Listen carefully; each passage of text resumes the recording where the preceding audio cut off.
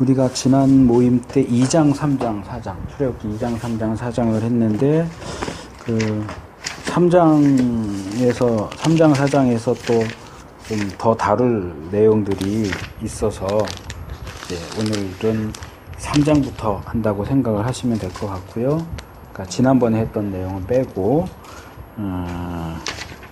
첫 번째로 좀 생각해 봤으면 하는 게 3장 2절 말씀이에요.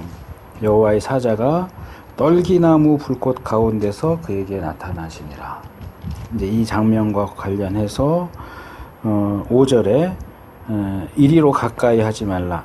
너의 선 곳은 거룩한 땅이니 내 발에 신을 벗으라. 이 두 가지 본문에서 이제 질문을 형태로 표현을 하자면 왜 하나님께서 하필이면 떨기나무 불꽃 가운데서 나타나셨을까? 거기에 어떤 의미와 메시지가 있을까? 또 그것과 관련해서 왜 하나님께서는 모세를 만나려고 나타나셨잖아요. 모세를 만나려고 나타나셨는데도 불구하고 오히려 모세가 가까이 올 때 가까이 오지 말아라고 하셨고 또 거룩한 땅이니 신을 벗어라 이렇게 하시는데 거룩한 땅이라는 것과 신을 벗는 게 무슨 관계가 있을까? 또 신을 벗는다는 것에는 무슨 의미가 있을까? 그래서 이런 것들을 좀 전반적으로 생각을 해보는 것이 우리에게 유익하지 않을까 생각을 해봅니다. 여기 떨기나무라고 하는 것은 이제 요즘은 뭐 세상이 하도 좋아져서 웬만한 거는 인터넷에 쳐보면 다 사진도 나오고 설명도 나오니까 여기 떨기나무 같은 거 이렇게 구글이나 이런 데 치면 나와요. 그러니까 그 우리나라로 치면은 쌀이나무 같은 비슷한 그런 종류예요. 근데 떨기나무가 그냥 떨기나무가 아니고 이제 나무 자체는 그냥 떨기나무인데 거기에 불이 붙은 상태. 근데 성령의 불. 근데 문제가 있죠. 모세가 왜 거기에 주의를 기울여요? 물론 뭐 불 구경, 싸움 구경이 재밌다고 그러긴 하는데 그냥 불 구경이 아니잖아요. 꽤 시간을 두고 지켜봤던 것 같아요. 뭐라 그래요, 모세가? 왜 불이 붙었는데 떨기나무가 그렇게 크지 않은데 불이 붙었으면 이제 타서 꺼져야 되는데 계속 불이 붙어 있고 나무도 그대로 있다는 거죠. 불이라고 하는 게 무언가를 태워서 유지가 되는 거고 태울 것이 더 이상 없게 되면 꺼져야 하는데 나무도 안 타고 불도 안 꺼지고 뭔가 이제 신비한 현상이 나타나니까 더 관심을 가지고 가서 이제 가까이 보게 되는 거죠. 이제 이 부분에서 왜 하나님께서 다른 방법이 아니라 불 붙은 떨기나무 가운데서 모세에게 나타나셨겠느냐. 이제 여러 가지 이제 해석들이 있어요. 혹시 들으신 거 있어요? 여기에 대해서? 없습니다. 보면은 죽잖아요. 보면은 죽으니까? 그러면 아예 주의를 안 끌면 되잖아요. 나 들은 게 있는데 떨기나무 신의 의미 좀 들었었는데. 하나님의 그건 이제 뒤에서 이름 나오는 장면이고. 기둥, 구름 기둥 이것도 연관이 있어요? 직접적인 연관은 없어요. 그러니까 아주 단순하게는 그냥 주의를 끌기 위해서다. 뭐 할 수도 있고. 근데 이제 저는 이 부분에서 지난번에 말씀드렸던 박영선 목사님 하나님의 열심인가? 책인가? 구원의 즉각성과 점진성. 거기 보면 이 부분을 설명하는 부분이 나오는데 일단 제가 들어본 중에는 제가 생각할 때는 가장 나은 설명이다라고 생각돼요. 그래서 저도 이제 그 얘기를 많이 하는데 여기에 들어가 있는 의미는 이거예요. 일반적으로는 아까 말씀드린 것처럼 나무에 불이 붙었어요. 그러면 그 나무가 다 타면 불이 꺼져요. 그러니까 이 나무는 사실상 모세를 가리키는 것일 수 있다는 거예요.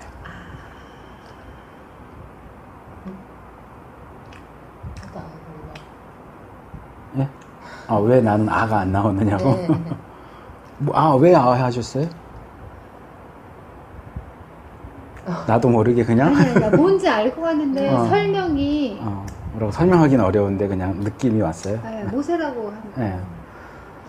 자, 구름 붙었는데 우리가 사진은 지난번 모임 때 얘기하면서 모세가 계속 뭐 나는 말도 못하고 막 하면서 하잖아요. 거절을 하잖아요.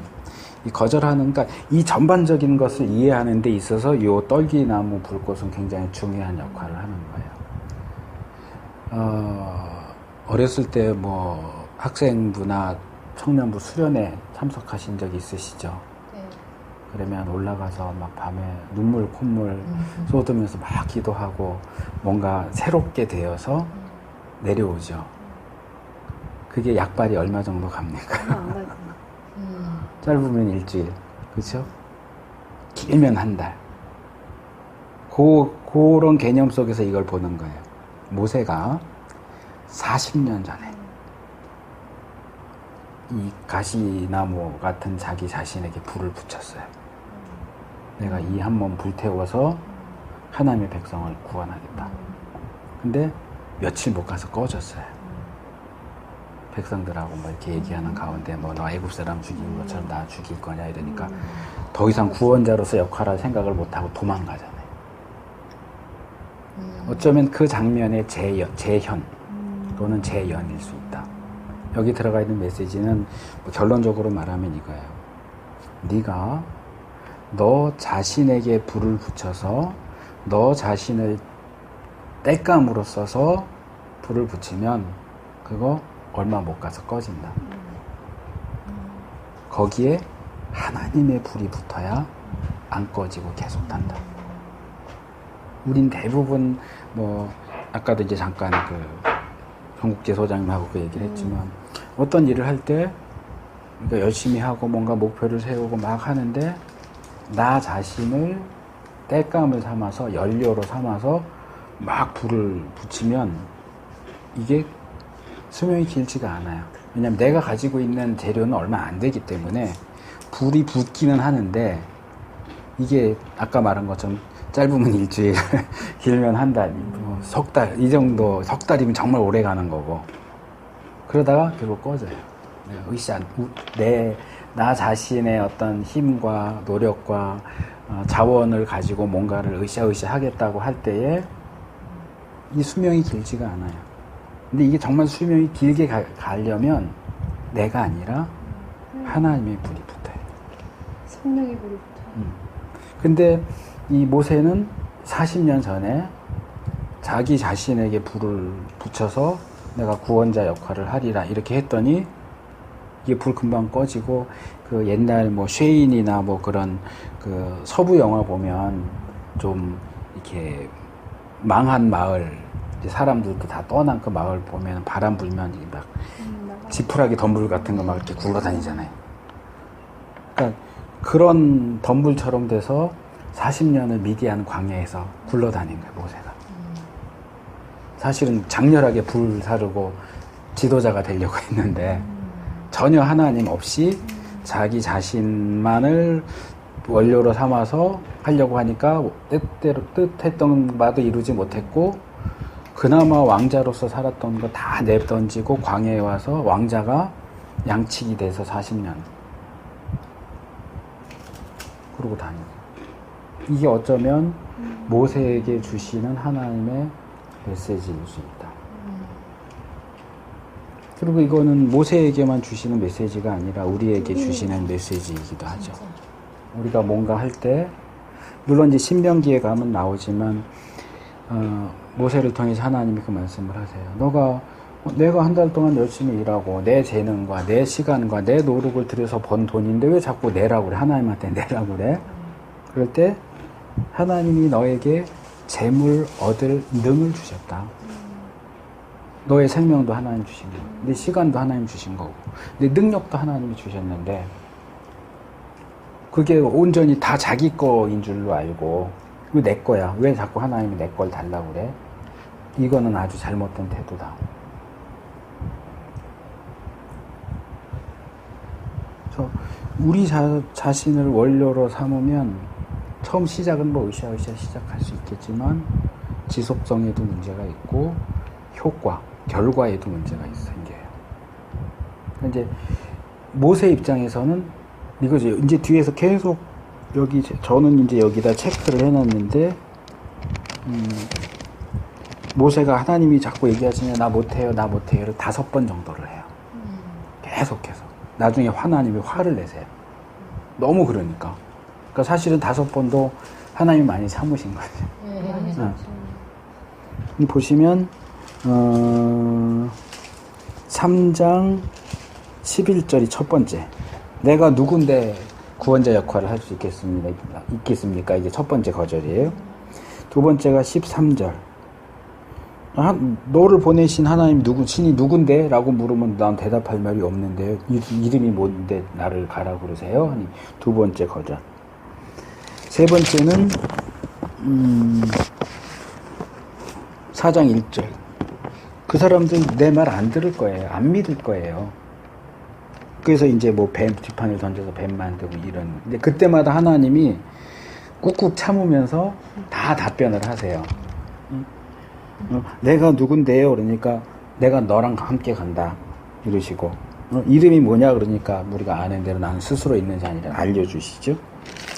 그리고 내 말 안 들을 거예요. 그러니까 믿을 수 있도록 내가 어떤 이적 지팡이가 뱀이 되고 하는 그런 것들을 해주겠다. 네 번째 10절 나는 말을 잘 못합니다. 그러니까 뭐라 그래요? 내가 너한테 사람을 벙어리나 귀머거리나 소경이 되게 한 게 누구냐 난데 내가 너의 입과 함께 있겠다. 네가 할 말을 가르치겠다. 그러니까 5번째로 그래도 모세 뭐래요? 주님 딴 사람 보내세요. 13절에서 그러니까 드디어 하나님이 화를 내시면서 아론 붙여줄게 이렇게 간단 말이에요. 근데 이렇게 모세가 계속해서 이렇게 거절하는 게 사실은 이제 선지서 같은 데 보면 예레미야도 그렇고 이렇게 하나님이 선지자로 부르실 때 저 못해요 이런 것들이 조금씩 나와요. 그래서 모세도 역시 그 전통 속에서 거절을 하는 그런 어떤 주제가 나오는 게 아니겠느냐라고 하지만 어떤 선지자도 모세처럼 이렇게 5번씩 못합니다 그랬던 적은 없어요. 그래서 기억하실지 모르겠지만 우리 지난번 모임 때 무슨 여기 부분 뭐 하다가 영주자매가 그랬나? 하기 싫어서 이랬단 말이에요. 하기 싫어서 거절하는 거예요. 근데 왜 하기 싫으냐? 이런 거죠. 40년 전에 내가 하려고 그럴 때는 하나님 콧방귀 당겨놓고 이제 광야에서 40년 양치기로 굴러먹느라고 배운 것도 다 까먹고 웅변술도 다 까먹고 지식도 다 까먹고 애굽에서 배운 지식이 뭐 광야에서 양치는데 무슨 소용이 있겠어요?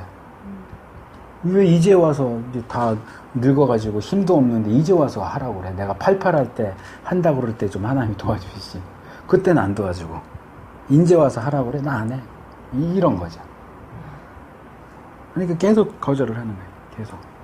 근데 이제 지난번에 그 하나님의 시간표 얘기했잖아요. 하나님이 구원자를 보내시는데 몇몇의 경우 모세나 삼손이나 뭐 예수님도 그렇고 세례 요한도 그렇고 왜 아기로 주시느냐. 이미 성인 된 사람 너 구원자 해 이렇게 하면 시간적으로나 여러 가지로나 절약이 될 텐데 왜 아기 상태로 주셔서 그들이 자라고 정말 구원자로서 역할을 할 때까지 많은 시간이 걸리잖아요. 모세의 경우도 결국 80년 걸린 거잖아요. 구원자로서 역할을 하는데. 그러면 하나님 구해주세요 하고서 구원자가 나타날 때까지 80년을 기다려야 돼. 그 사이에 죽는 사람도 있었겠죠. 그죠? 왜 이렇게 우리가 볼 때는 이해가 잘 안 가는 시간 낭비하는 것 같은 그런 방식으로 하나님 일을 하시느냐. 모세도 비슷한 생각을 할 수 있었겠죠. 모세가 왜 40살 때 자기가 구원자로서 역할을 하려고 하는 생각을 가졌을까요? 어떻게? 지금 이스라엘 사람 중에는 자기만한 위치에 있는 사람이 아무도 없어요. 다 노예예요. 자기만 왕자, 애굽의 왕자 위치에 있어요. 자기보다 높은 위치에 올라가 있는 유대인은 아무도 없어요. 그러니까 당연히 자기가 구원자라고 생각을 하는 거예요. 누가 나서겠어요? 모세 빼고. 그러니까 모세는 스스로 자각하기를 40살 때 스스로 자각하기를 이 백성을 구원할 자는 나밖에 없다는 거죠.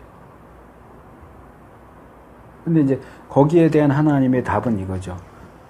내가 너를 구원자로 쓰기는 하겠지만 네가 구원하는 건 아니다. 내가 하는 거지. 내가 너를 쓰는 거지.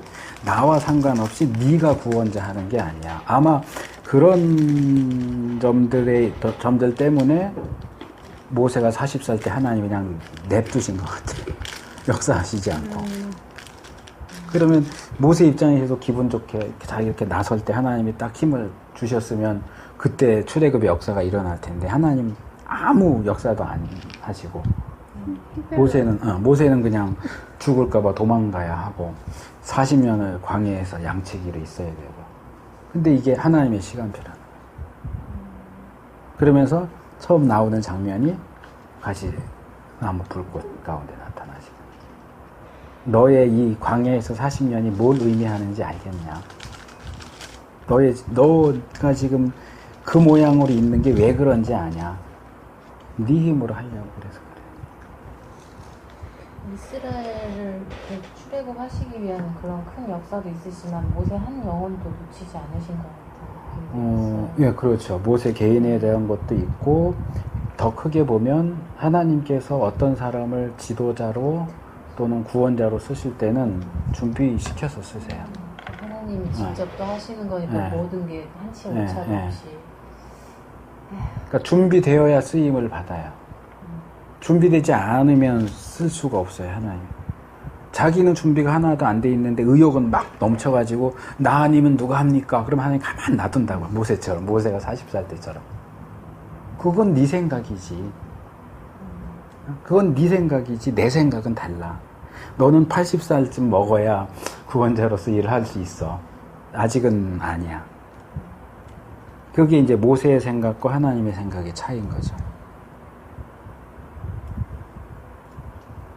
그리고 이제 이 상황에서 모세가 가까이 갈 때 하나님께서 사실은 모세가 그리로 오도록 하기 위해서 그렇게 나타나신 건데 가까이 오지 마. 이거는 오지 마보다는 지금 하나님께서 그 나무의 불꽃 가운데 임하시기 때문에 하나님께서 임하신 그곳은 거룩한 곳이 됐어요. 거룩한 장소인 거예요. 그러니까 여기에 지나치게 가까이 접근하지 말라 하는 얘기죠. 그러니까 이런 부분들이 이제 뉘앙스가 번역에 있어서 뉘앙스가 애매해서 오해하기가 쉬워요. 그 복음서에도 보면 예수님이 부활하신 후에 그 여자들이 예수님을 만나요. 2명이 무덤가에서 그때 이제 예수님이 나를 만지지 말라 이렇게 말씀을 하시는 장면이 있어요. 근데 이제 그 장면도 번역이 그렇게 됐기 때문에 오해가 있어요. 부활하신 예수님을 만지면 안 되나? 뭐 이런 식으로 생각할 수 있는데 그 얘기가 아니고 그렇게 매달리지 말아라 이런 말이에요. 이 여자들이 예수님 이제 돌아가셨는데 다시 살아나시니까 또 어디론가 없어질까봐 이제 붙잡고 매달린 거예요. 그러니까 야 이렇게 매달리지 마. 그 얘기인데 그걸 만지지 마라 이렇게 번역을 해놓으니까 이거 뭔가 접촉을 하면 안 되는가 보다 이렇게 생각할 수 있는데 그런 의미가 아니에요. 여기도 마찬가지예요. 가까이 오지 말라 하는 얘기는 거룩한 영역인데 자 모세가 지금 뭐 하다 왔어요? 양치다 왔잖아요. 그러니까 뭐 자기도 모르게 이렇게 다니다가 양 똥도 밟고 지저분한 것도 밟고 그랬을 텐데 부정한 상태에 있는 모세가 거룩한 장소로 침범에 들어오면 제가 하나님의 임재를 보는 사람은 죽는다고 그랬잖아요. 죽이시는 게 아니고 자동적으로 죽어요. 고압 전류를 만지면 전기가 나를 감전시키는 게 아니고 전기는 그냥 그 속성대로 가는 거고 내가 이제 그걸 만지면 갑자기 단어가 생각이 안 나. 그 전기에 감전되는 것처럼 거룩하신 하나님 앞에 죄인인 인간이 노출되면 자동적으로 죽는 거야. 하나님이 요놈하고 죽이는 게 아니고 그냥 죽게 돼 있어요. 이제 그것은 구약에 있어서 오래된 전통이에요. 그러니까 이제 가까이 오지 말아라, 신을 벗어라. 그러니까 신을 벗어라에 두 가지 의미가 있다고 볼 수 있어요. 하나는 지금 얘기한 것처럼 그 신이 부정한 것일 수 있으니까. 부정한 상태일 수 있는 신을 신고 거룩의 영역으로 들어올 수 없다. 그럼 신발을 벗으면 깨끗하냐? 이 신발은 샌들 같은 거예요. 우리가 신는 운동화나 구두 같은 게 아니고. 그러니까 만약에 오물을 밟았다고 그래 신발바닥에 이렇게 오물이 묻는다고 해도 이게 완전히 발을 커버하는 게 아니기 때문에 신발을 벗으면 발은 깨끗하냐? 거의 그렇지 않아요. 그러니까 이제 구약에도 그렇고 신약에도 그렇고 바깥에 유대인들은 바깥에 나갔다 오면 발을 씻어요.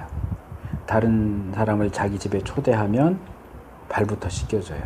노예가 있으면 노예가 발을 씻겨주고. 이 신의 개념이 그거 옛날에 저한테 얘기하셨었나? 아마 했을 거예요. 이제 좀 우리가 거리로 가려고 지금 가는 맞죠? 가고 있는 중이에요. 그래서 신약에도 예수님이 그 누군가의 집에 갔을 때 여인이 향유를 깨뜨려서 발 씻고 이럴 때 저 여자 죄인인데 왜 저러고 있나 했을 때 그 집주인한테 너는 내가 왔을 때 발 씻은 물도 안 줬고 이래. 이게 기본적인 어떤 예의이고 정결법이에요. 그러니까 사실상 신발을 벗는다고 해서 발은 깨끗하냐? 그렇진 않아요. 그렇기 때문에 이게 부정하다라는 개념에 플러스 알파에서 또 하나를 생각을 해야 되는 게 고대에도 뭐 구약과 신약은 비슷해요. 뭐 시대 차이가 몇천 년 나긴 해도 이 어떤 세상의 발전 속도가 워낙 느리기 때문에 구약과 신약은 비슷한 부분들을 공유하고 있는데 신발을 벗는다는 얘기는 자유민이 아니라는 얘기예요. 노예들은 신발을 신지 않아요. 그러니까 이제 크게 세 정도로 부류가 나눠지는데 왕족이나 귀족, 평민, 노예 이렇게 이제 나눌 때 평민 또는 자유민 이상은 신발을 신지만 노예는 신발을 신지 않도록 돼 있어요. 그러니까 여기서 신발을 벗는다는 얘기는 부정한 것을 제거한다는 의미만 있는 게 아니고 너가 노예라는 사실을 인정해라. 그래서 신을 벗는다는 얘기는 여호수아서 가면 또 나와요. 또 신을 벗으라는 얘기가 나오고 그 신을 벗어라 하고 연결되는 게 발바닥이에요. 그리고 이 발바닥은 다시 땅하고 연결돼요. 그래서 내가 너의 발바닥으로 밟는 땅을 너에게 주겠다 이렇게 돼요. 그러니까 신발을 신으면 신발바닥은 땅에 닿지만 나의 발바닥은 안 닿잖아요. 그러니까 신을 벗는 게 이제 우선적으로 나오고 맨 발바닥으로 땅 위에 있는데 그 맨 발바닥으로 디딘 땅을 준다라고 하는 내용 이렇게 연결이 돼요. 그러니까 그 얘기는 땅을 준다는 얘기는 조건이 뭐예요? 신을 신을 상태면 안 돼요. 맨발바닥인 상태여야 돼요. 맨발바닥이라는 건 뭐예요? 나는 하나님의 종입니다. 노예입니다. 이렇게 될 때 땅의 수여화가 연결이 되는 거예요. 그러니까 우리가 이제 성경을 읽을 때 그냥 대충 읽고 넘어가다 보면 이런 것들이 전혀 안 보이지만 이제 자세하게 읽다 보면 이 성경 자체에 어떤 그런 시스템이 있어요. 이게 막 주먹국으로 툭툭 던지는 게 아니고 다 이렇게 연결돼. 룰이 있어요. 네, 네, 시스템이 있어요. 자세히 봐도 모르지 않아. 이런 거 연구를 해야 되는 이 정도면. 그렇죠. 그러니까. 우리 지금 연구하고 이제 데이터를 통해서. 일반 성도들이 성경을 열심히 들여다봐도 안 보일 수 모르는 있죠. 거죠. 그런 거. 그냥 네. 그리고 궁금한 것도 네. 그냥 왜 그러셨을까 이런 정도지 네. 떨기나무에서 하나님이 나타나셨구나 이렇게 하고 네. 넘어갔거든요. 솔직히 그러니까 이제 읽을 때도. 가이드가 필요한 거죠. 그런 부분에 있어서 그런 영역으로 들어가기 위해서는. 근데 그냥 설교도 이렇게 안 하시잖아요. 예. 네. 설교도 이렇게 안 해. 그러니까 목사님들도 잘 모르시나? 모르시는 분은 많겠죠. 아니면 이런 것까지만 하자면 너무 개인 차이가 아니구나. 있고 또 신학교에서 공부를 할 때 이런 것들을 본문 자체를 이렇게 다 이렇게 설명을 잘 해주질 않아요. 그건 개인이 영과 노력하고 연구해서 캐내야 하는 영역이지. 맞아요. 이제 출애굽기를 과목으로 공부를 해도 이제 신학적인 것들 위주로 배우지 본문 자체를 이렇게 하는 경우들이 많지가 않다 보니까 이제 같은 목사님이라도 이런 부분에서는 굉장히 격차가 많죠. 그러니까 같은 그 출애굽기 3장을만 타겟으로 해서 말씀을 정한다 해도 네. 엄청나게 많아요. 자기가 아는 만큼만 보이는 그러니까. 거예요. 네. 왜냐면 내가 설교한 거를 쭉 적어놓으면 해가 되면 그 부분이 또 나오잖아요. 항상 그 얘기를 하더라고요. 왜냐면 그 선을 넘어가지 못하니까. 못하니까. 그 너머로 저기까지 있는데 가야 돼. 여기를 넘어가지 여기까지밖에 안 보여 그냥. 그러니까 요 선에서 설교를 하는 거예요. 목사님은 그럼 뭐 원본이랑 막 이런 거 보시면서 공부하시는 그렇죠. 거죠? 필요할 때는 이제? 원문도 거죠. 보고 뭐 다른 자료들도 보고 박사님이시니까. 여기저기 보면서 이제 취합을 하는 거죠. 진짜. 그래서 어쨌든 이 신을 벗는 것은 굉장히 중요한 의미를 가져요. 근데 그냥 좀 쉽게 적용을 해서 말하면 우리는 하나님 앞에서도 계속 신을 신고 있기를 원해요. 바꿔 말하면 하나님 앞에서 계속 멋이 있는 상태로 있고 싶어요. 폼도 좀 잡고 그러고 싶지. 내가 중학교 고등학교 때 그 인도의 성자라고 하는 기독교 계통에서 썬다심이라는 사람이 있어요. 많이 알려지진 않았는데 그때 이제 저희 집에 썬다심에 대한 이렇게 두꺼운 책이 있었는데 이 썬다싱은 뭐 기도하다가 뭐 그 영이 이렇게 나와서 천국도 갔다 왔다고 뭐 이러는 이제 사람 좀 신비주의 쪽 사람인데 그때는 뭐 그런 거 잘 모르니까 이제 봤는데 거기 이런 장면이 나와요. 그 환상 중에 예수님이 나타났어요. 이 사람 앞에 예수님이 나타났는데 이 사람이 가서 예수님 이 샌들 신고 있는 그 발에다가 이렇게 입을 맞추는 장면이 나와요. 근데 제가 중학교 때가 보면서 야 이거 아무리 예수님이라도 난 이건 못하겠다. 발을 어떻게 더러운 발에다가 어떻게 입을 맞춰? 이해가 안 되더라고요.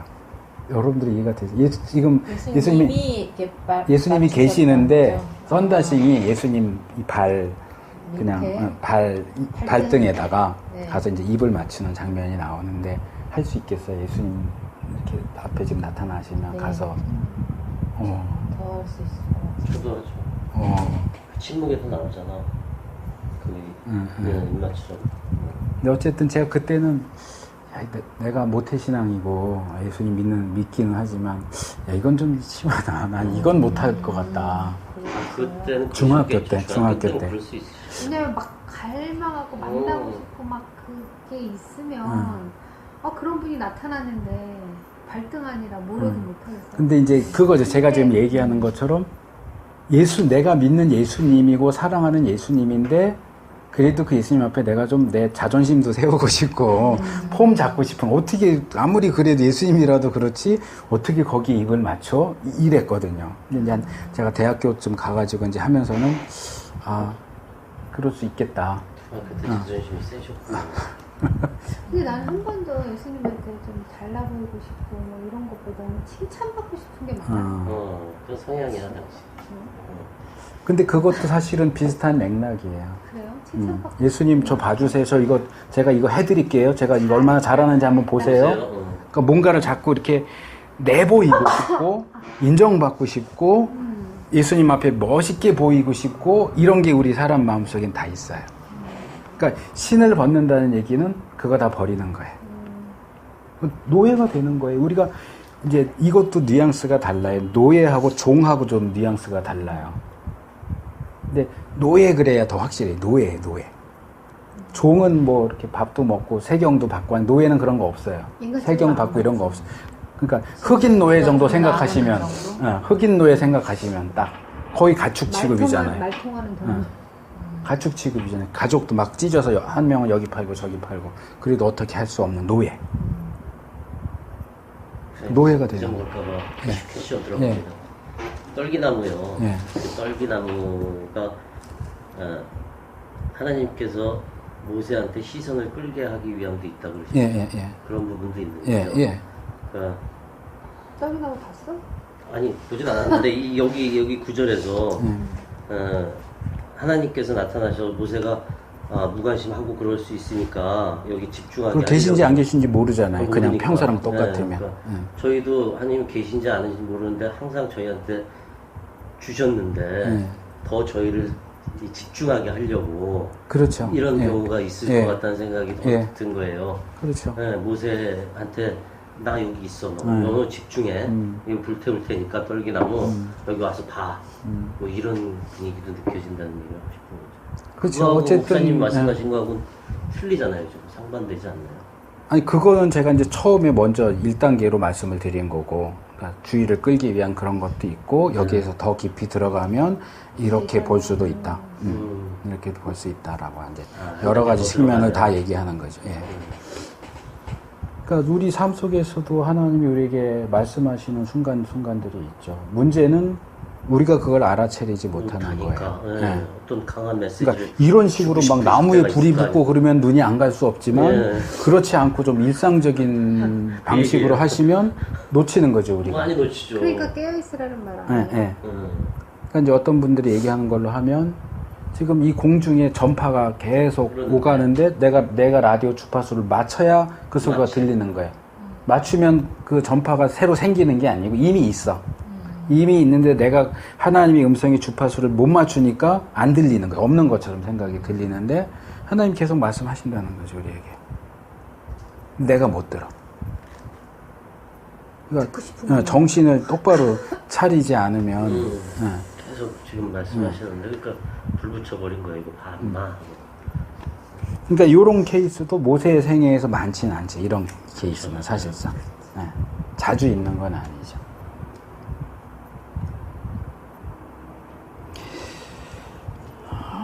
그리고 이것도 하나 말씀을 드리고 싶은데 8절에 보시면 이제 내가 그 이스라엘 백성을 이끌어서 가나안 땅에 들어갈 거다 그러는데 가나안 땅에 살고 있는 족속들 명단이 나와요. 가나안 족속, 헷 족속, 아모리 족속, 브리스 족속, 히위 족속, 여부스 족속 7. 그래서 보통 가나안 7족속 그래요. 근데 7족속만 있는 건 아니에요. 이런 명단이 나올 때 이제 숫자가 좀 더 적게 나오기도 하고 많이 나오기도 하고 여러 군데 나와요. 근데 이제 중요한 건 요 구절하고 아브라함에게 말씀하신 구절이에요. 아브라함이 하나님과 언약을 맺을 당시에 하나님께서 아브라함에게 너희 자손이 애굽에 가서 400년 동안 있다가 올라올 거다. 그때 이제 아브라함 후손들이 올라올 때 이 가나안 땅에 어느 족속 미리 얘기를 하세요. 그게 창세기 15장이에요. 이제 15장 16절에 보면 이제 4대 만에 이 땅으로 돌아오리니 이는 아모리 족속의 죄악이 아직 관영치 아니하였으니라 이렇게 하시는데 여기 16절의 아모리 족속은 가나안 모든 족속의 대표예요. 그냥 뭉뚱그려서 아모리 족속이라고 하시는 거고, 그 다음에 19절과 20절을 보면 더 자세한 족속 이름들이 나오죠.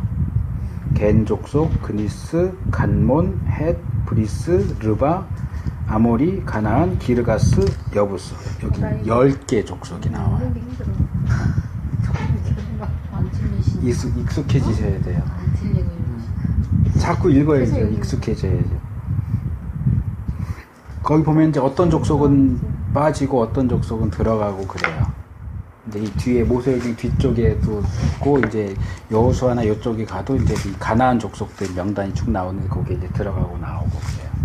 근데 그 중에 하나 우리가 주목해서 봐야 되는 건 여기 창세기 15장 19절에 나오는 그니스 족속이에요. 그니스. 네. 그니스 족속 하면 떠오르는 사람이 혹시 있으실까요? 그니스 족속. 없습니다. 이렇게 어려운데. 너무 자랑스럽게 대답을 하시네. 얘기해야지. 그래야 빨리 진행되니까. CBS 성경 공부하는 거 보면 지금 저희 같이 해요. 아. 연예인들 나와서 하는 거 보면 뭔 얘기인지 알죠? 다 몰라요? 아니요. 개그맨은 저처럼 그래요. 모릅니다. 그거 목사님 같다 그러고 특히 여자들이 좀 아는 체를 많이 해요. 아는 제 많이 해. 여자들 많이 알죠. 그니스 족속은 갈렙이 그니스 족속이에요. 갈래? 네. 여호수아와 갈렙 할 때 그 갈렙. 그니스라고도 나오고 그나스라고도 나와요. 그러니까 이건 사사기쯤 가야 이제 나오는 얘기인데 첫 번째 사사인 에훗도 그나스 족속이에요. 근데 지파가 유다 지파라고 나와요. 족속과 지파 이러면 네, 저는 물어보면 또 길게 규모의 갈까봐 차이인가요? 물어보지 못하겠어. 족속이라고 하는 건 종족이에요. 종족. 나라를 초월해서. 그러니까 한민족. 그렇죠? 그다음에 뭐 백인 뭐 이런 종족. 그거는 그냥 인종. 사람 그 피부색으로 해서 나누는 인종이고 우리나라는 한민족이고 중국 사람들은 뭐 따로 있고 러시아 사람 따로 있고 이런 종족 나라보다도 종족 미국엔 종족이 또 많잖아요. 한 나라지만 그 안에 종족이 많잖아요. 그리고 지파라고 할 때는 이스라엘 12지파를 얘기하는 거예요. 그러니까 이스라엘 12지파는 같은 종족이죠 다. 근데 이제 야곱의 12아들을 중심으로 해가지고 12지파로 나눠지는 거죠. 그게 뭐 그렇게 중요하냐는 얘기를 하죠. 중요하죠. 중요해요. 근본이니까 아무래도.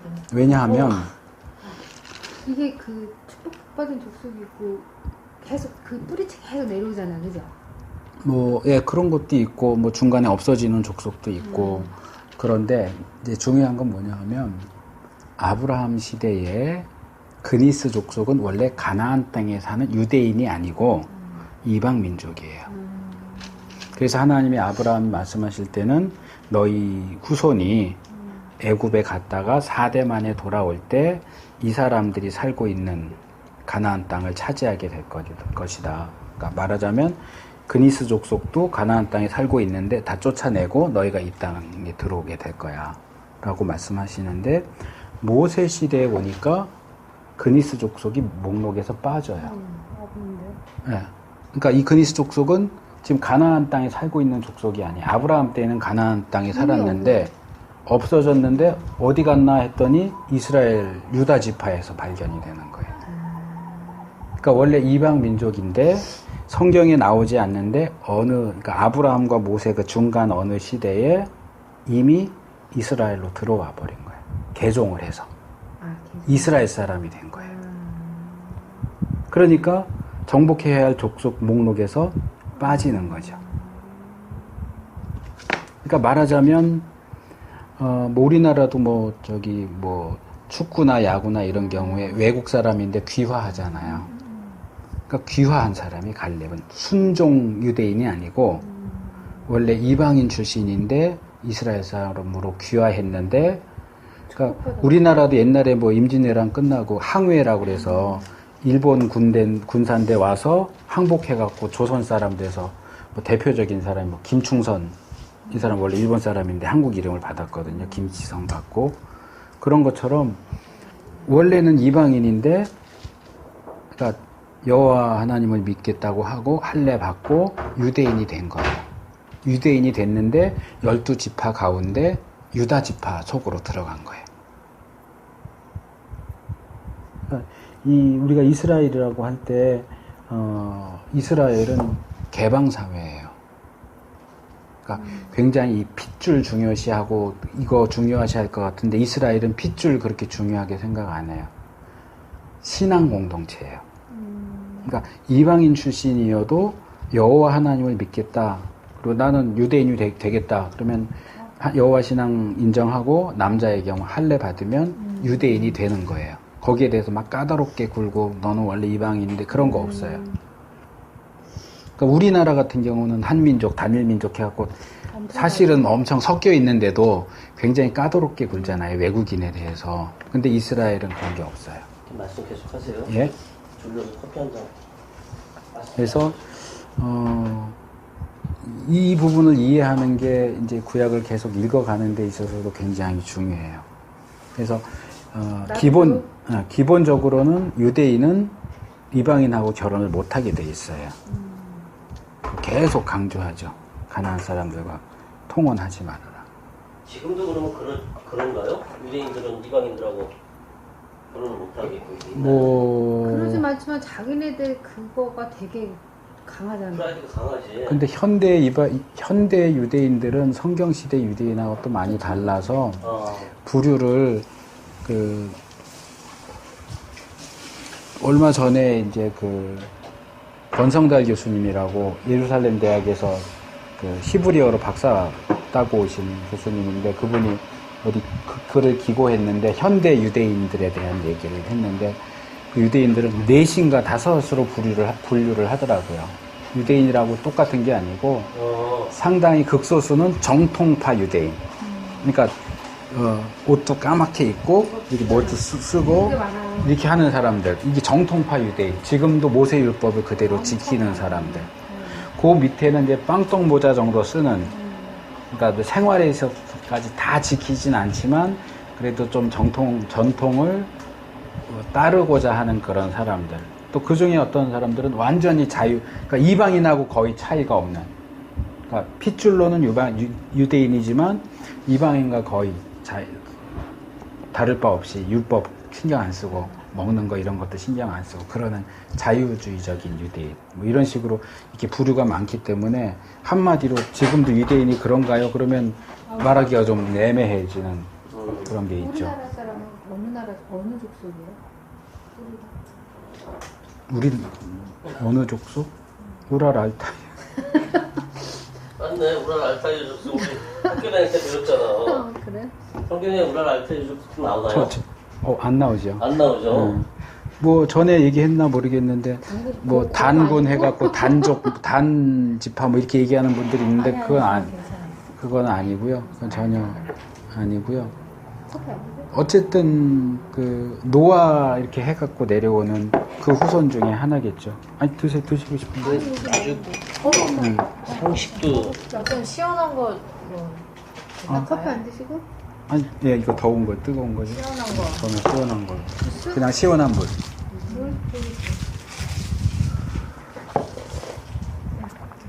뭐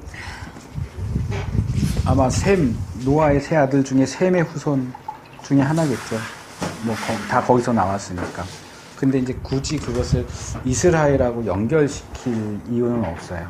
근거도 없고. 그래서 나는 왜 우리나라를 이스라엘이 그렇게 했을까? 우리나라에 그런 마음도 있긴 하죠. 그게 꼭 좋은 건 아니에요. 너무 중요시 생각 안 하시구나. 그래서 우리가 아마 더 순종을 했을 텐데. 예수님이 얘기하신 똑같이 얘기하시네요. 예수님이 당시에 유대인들에게 왜 우리 조상들은 선지자들 그렇게 핍박하고 죽였을까? 우리 같으면 안 그랬을 텐데. 그러는데 니들이라고 다른 줄 아냐? 예수님 아니 그렇게 말씀. 민족의 특성상 우리 민족이 더 독할 수도 있어요. 거기서 차별이 더 많더라. 인종차별. 어쨌든 그래서 이스라엘이 개방사회다. 그러니까 혈연 공동체이기보다는 신앙 공동체다. 그래서 이방 결혼을 반대하는 것은 이런 거죠. 우상 믿는 사람과 결혼하면 영향을 받아요. 여호와 신앙이 위협이 생기기 때문에 반대하는 거고, 그렇지만 성경에 보면 이방인과 결혼한 케이스들이 꽤 많이 나와요. 그러니까 이방인과 결혼해서 영향을 받아서 우상 숭배하게 된 대표적 케이스가 솔로몬 같은 경우죠. 솔로몬. 네. 근데 그거는 정치상 그렇게 정치적인 것이 됐든 뭐가 됐든 어쨌든 결론적으로 이방 여자와 결혼을 해서 영향을 받아서 우상을 섬기는 대로 가고, 근데 모세도 뭐 구스 여인이랑 결혼하고 이방 결혼한 케이스들이 적지 않거든요. 룻도 이방 여인이고 라합도 이방 여인이고. 근데 이런 경우에는 전혀 문제가 안 돼요. 왜냐하면 이방인 출신이지만 여호와 신앙을 믿기로 하고 들어왔기 때문에, 개종을 하고 왔기 때문에, 개종을 하면 얼마든지 오케이. 결혼해도 상관없어요. 근데 그 상대 이방인이 이방인 종교를 고수한 상태에서는 결혼하면 이건 안 돼요. 그건 금지되는 거예요. 그러니까 이제 그런 케이스들이 뒤에 계속 나오기 때문에 제가 이제 미리 말씀을 드리는 거고, 그리고 이제 또 하나, 이건 뭐 사실은 굉장히 당연한 얘기인데도 우리가 많이 놓치고 있는데, 한국에 이제 기독교세가 워낙 세다 보니까 그런 것도 있는 것 같아요. 근데 우리도 이방인이에요, 사실은. 그렇죠? 한국 기독교인들 가운데는 그냥 워낙 우리 한국이 기독교가 세고 이러다 보니까 유대인 얘기를 나와도 마치 자기들이 유대인인 것처럼 생각하고 이렇게 착각하는 분들이 종종 있는데, 사실은 우리도 유대인이 아니잖아요. 이방인이잖아요. 근데 얼마든지 신앙 안에서 이 신앙 공동체 안에 편입되어 들어가는 것이 가능하다. 여호와 신앙을 고백하고 구약식으로 말하면 할례 받고 유대인으로 귀화하는 것이 문이 크게 열려져 있다. 그래서 뭐 이제 여기서는 당장 그렇게 깊게 언급하고 있지는 않지만 이제 뒤에 가면 갈렙이나 이런 사람들 얘기할 때 이런 얘기가 다시 나오니까 제가 말씀을 드린 거고, 요거 하나 더 얘기하고 4장으로 넘어가면 되겠네요. 14절에 모세가 두 번째로 거절을 하면서 너희 조상의 하나님이 나를 너에게 보내셨다 하면 그들이 내게 묻기를 그의 이름이 무엇이냐 하리니 내가 뭐라고 말할까요? 당신 이름이 뭡니까? 근데 이름의 중요성은 제가 전에도 말씀을 드렸어요. 이름을 지어준다는 것은 그 이름을 지어주는 대상에 대해 권세와 권위를 부릴 수 있는 어떤 위치와 자격을 의미해요. 그러니까 사람이 동물들이 이름을 지어줬다 하는 얘기는 동물들이 사람의 통제 아래, 지배 아래에 들어간다는 얘기예요. 근데 이게 거꾸로 돼서 사람이 신의 이름을 알게 되면 그 신의 이름을 불러서 신을 내가 원하는 일을 시킬 수가 있어요. 이게 고대의 신관이에요. 그러니까 신의 이름은 굉장히 비밀스럽게 취급이 된 거예요. 왜냐하면 알게 되면 그 신의 이름을 부르면서 아무개 신이여 내가 원하는 거 이거 해주시오 하면은 해줘야 된다라고 하는 그런 개념이 고대 신관념 속에 있으니까. 그러니까 이 하나님의 이름에 대해서 이제 나는 스스로 있는 자니라. 요게 이제 히브리 표현으로 해서 나올 때 결국 이제 여호와라고 하는 이름으로 이제 번역이 되지만 그건 전에 제가 설명했잖아요. 잘못된 이름이라고. 원래 이제 발음을 몰라요. 이제 지금으로서는 현재로서는 야훼가 아마 가장 가까운 발음일 거라고 생각을 하지만 확실한 건 아니고 여호와라는 이름은 완전히 실수, 잘못된 이름이고, 근데 이제 이것을 이제 소리, 음성으로 놓고 볼 때 뭐 야훼나 여호와라고 표현을 하지만 의미를 풀어놓고 볼 땐 또 얘기가 달라져요. 그러니까 여기 나는 스스로 있는 자니라. 이게 이제 영어 성경을 보면 I am who I am 이렇게 번역이 돼요. I am who I am? 네. 나는 나다. 여기서 이제 who는 관계대명사처럼 사용된 의문사가 아니고 나는 누구냐? 나는 나다. 그러니까 I am who I am을 그냥 저기를 하면 나는 나다. 저는 그 번역이 제일 좋다고 생각을 해요. 이제 학자들 사이에는 이걸 뭐 과거형으로 하냐 미래형으로 하냐 막 여러 가지 논란이 있는데 그것까지 다 알 필요는 없고, 저는 이게 하나님이 이름을 알려줬다기보다는 오히려 이름을 알려주지 않았다고 하는 쪽으로 볼 수도 있을 것 같아요. 그냥 나는 나야. 나는 나야. 왜 내 이름을 알려고 그래? 나는 그냥 나야. 나는 이름 안 가르쳐 주고 싶을 때. 나는 어렸을 때. 나다라는 노래가 있어? 너 누구야? 나. 그러니까 너가 누구냐? 난 그렇게는 안 놀았는데. 그랬는데 나 어렸을 때 그냥 그런 얘기 안 했어. 동네에서 막 이름 물어보는. 그래서 이제 저는 이 부분을 표현을 할 때 하나님의 자기 주장이다. 하나님 그냥 나는 나야. 왜 자꾸 내 이름을 알려고 그래? 나를 내가 어떻게 더 설명하냐? 내가 설명한다고 네가 아냐? 나는 그냥 나야. I am who I am. 나는 나다. 네. 왜 절대적인 존재시니까 하나님은. 이름이 거룩히 여김을 받으시옵고 이게 왜 갑자기 생각나? 네.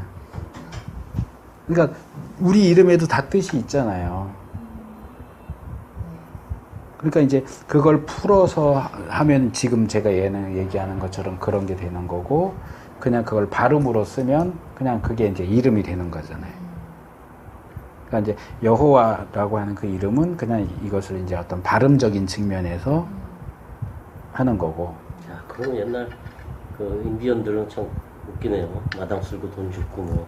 그쵸. 그때 잡고 고기 잡고 뭐 이런 이름들 있잖아. 그러니까 오히려 그런 식의 이름이 성경의 이름하고 더 가깝죠. 가깝다고 예, 했어요. 본질에 네, 더 가깝죠. 본질에 가깝다고 예. 그러고. 그냥 딱 그냥 풀어서 누가 봐도 그게 뭘 얘기하는지 알잖아요. 우리 한문 표현들은 봐도 잘 모르잖아요. 예. 그 사람 마당 쓸고 계속 돈만 주스라 그러니까. 그리고 이 부분은 굉장히 중요해요. 우리가 하나님을 어떻게 생각할 것이냐, 어떻게 대할 것이냐. 그래서 이제 이 구약 신학 쪽에서 이제 다루는 책들 가운데는 보면 뭐 제가 여기서는 신학적인 얘기를 이제 그렇게 많이는 안 하지만 하나님은 제3자가 될 수 없는 분이다. 그러니까 우리는 다 상대적이잖아요. 제 입장에서는 제가 나예요. 그렇죠? 내가 나고 1인칭이고 여기는 2인칭 내지는 여기 없다면 3인칭이 되겠죠.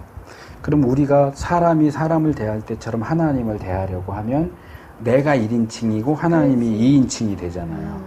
근데 하나님은 항상 1인칭이라는 거예요. 하나님은 2인칭, 상대적인 존재가 될 수 없어요. 하나님은 항상 주체적인 존재. 하나님은 항상 1인칭이야. 우리 인간이 하나님을 2인칭으로, 3인칭으로 부를 수 없는 존재라는 거예요. 이게 이제 상당히 뭐라 그럴까, 추상적인 개념이어서 일반적으로 말하기는 어려운데, 제가 이미 몇 번 말씀을 드렸어요. 그런 것과 관련해서.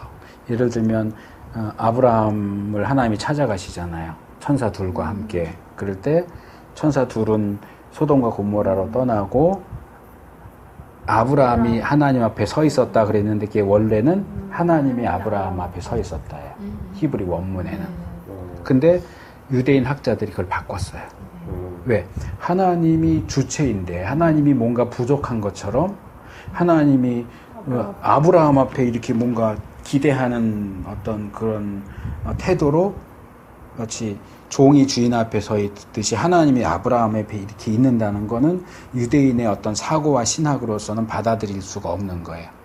기록이 그렇게 전해져 내려왔는데도 불구하고, 그래서 유대인 학자들은 자기들의 어떤 신학, 하나님 관념과 맞지 않기 때문에 본문을 고쳤어요. 하나님과 아브라함을 바꿨어요. 그러니까 원래는 하나님이 아브라함 앞에 뭔가 이제 얘기할 게 있어서 기다리셨다 이렇게 돼 있는데, 바꿔서 아브라함이 하나님의 앞에 있었다. 그 유대인이 바꿨다고요? 유대인 학자들이 바꿔놓고 각주에다가 이거 원래 이랬는데 우리가 이렇게 바꿨다 이렇게 해놨어요. 또 왜요? 그러니까 지금 얘기한 것처럼 유대인들의 그 신학하고 안 맞는 거예요. 하나님 뭐가 아쉬워서 하나님이 아브라함 먼저 해야 돼. 하나님은 절대적인 분이고 주체적인 분인데, 많이 그러니까 그런데 이런 거는 솔깃해. 그런 영화들 많이 보잖아. 하나님 나타나시는 영화들. 그러니까 쉽게 말해서 갑을 관계에서 하나님은 항상 갑이시지 을이 될 수가 없다는 거예요. 나타나시는 게 아니라 하나님 시점으로 촬영을 해야 되겠네.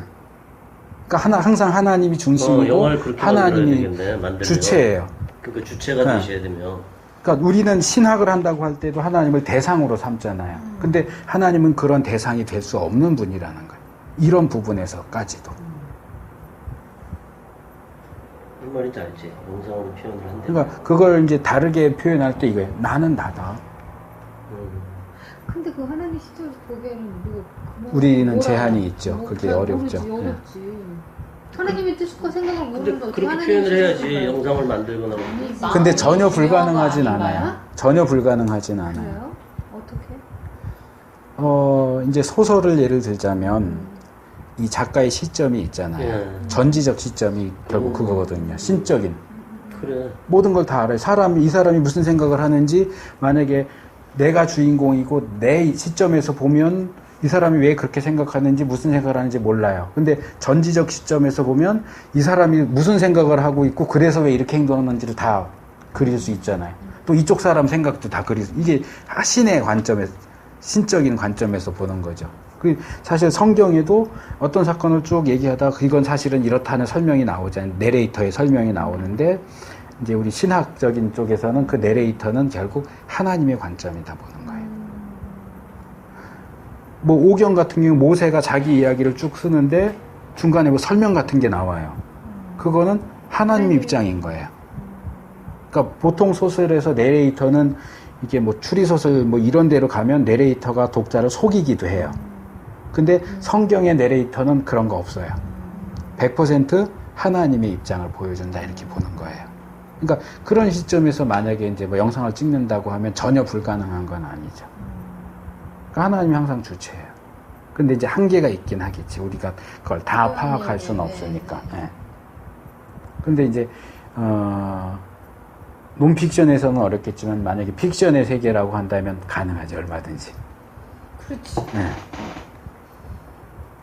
갑자기 논픽션이 뭔지 헷갈렸어요. 픽션은 소설, 논픽션은 사실. 사실 그대로 나오는. 감독님 주로 하는 것처럼 다큐멘터리를 찍는다면 전지적 관점을 갖기가 힘들죠. 힘들죠. 모르죠. 우리가 픽션은 모르니까. 모르니까. 근데 내가 이야기를 만든다면 얼마든지 내가 전지적 관점에서 만들 수 있죠. 시점이라는 영화 문법이 있으니까. 그러니까 영화를 찍는다고 하면 가능한 거죠. 네, 영화를 네. 찍으면 픽션으로 찍으면 가능한 거야. 근데 지금까지 찍은 거는 하나님이 나타나시고 이게 그러니까 하나님이 항상 대상이 되잖아요. 대상이 돼버리잖아. 근데 하나님이 주인공인 영화는 없잖아요. 그러니까 그 얘기를 지금 그러니까 제가 간단하게 말씀을 잘하시네. 그걸 하면 하나님이 굉장히 주인이 독특한 된 시점의 픽션이 영화가 없다는 얘기야. 공격도 많이 나올 수 받겠네. 많이 받겠지. 그렇죠. 그 오두막도 조금 기존의 거랑 다르게 나와서 많이 사람들이 말을 네, 하잖아요. 오두막도 하나님이 그랬죠. 흑인으로 나오고 뭐 이런 것들. 네, 시점 자체를 그렇게. 근데 거기는 또 시점이 또 하나님이 주체는 아니잖아요. 또. 네. 근데 어쨌든 신학적 입장에서는 하나님은 항상 주체예요. 객체가 될 수가 없어요. 그러니까 신학적으로 하나님을 연구한다고 해도, 그러니까 신학을 공부할 때 조직신학 이제 교리를 이제 처음에 배울 때 교리에서 제일 처음 배우는 게 신학 서론이라는 거예요. 그러니까 신학 서론이라고 할 때는 기본적으로 종교가 뭐냐에 대해서 배우고 그 다음에 계시에 대해서 배워요. 근데 그러면서 나오는 게 뭐냐면 기본적으로 나오는 게 신학의 불가능성이에요. 우리가 신학을 하기는 하는데 사실상 신을 대상으로 연구해서 학문을 한다는 건 사실상 불가능하다. 왜? 신이 자기를 보여주지 않는 한 신이 어떤지 우리가 어떻게 알아요? 그러니까 이게 계시가 필요한 거예요.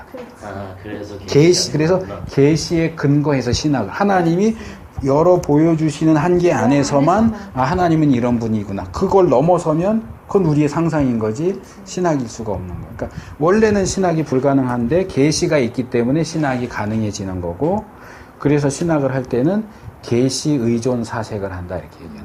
계시의 근거에서 생각을 하고. 요한계시록이 그러면 그런 계시하고 관계 있나요? 성경 전체가 다 성경 계시죠. 전체가 특별 계시죠. 특별 계시. 자연이나 역사나 이런 건 일반 계시 내지는 자연 계시라고 하고, 근데 자연 계시는 불충분해요. 좀 두리뭉술한 게 있고, 자연 속에서 우리가 양심에서 역사에서 신이 계시는구나 하고 알 수 있을 수 있는데, 그 신이 성경이 말하는 여호와 하나님인지 또는 알라인지 부처인지 어떻게 알아요? 연결성이 없어요.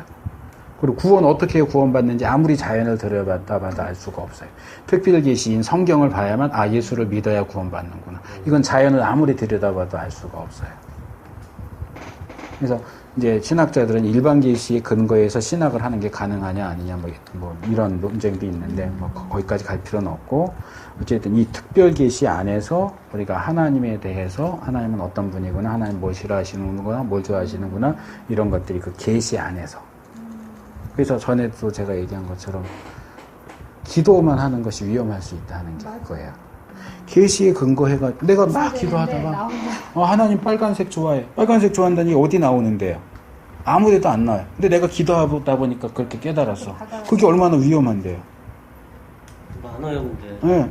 그러니까 기도도 그렇고 뭐가 돼도 늘 기도 너무 잘해. 말씀에 근거해서 가야지.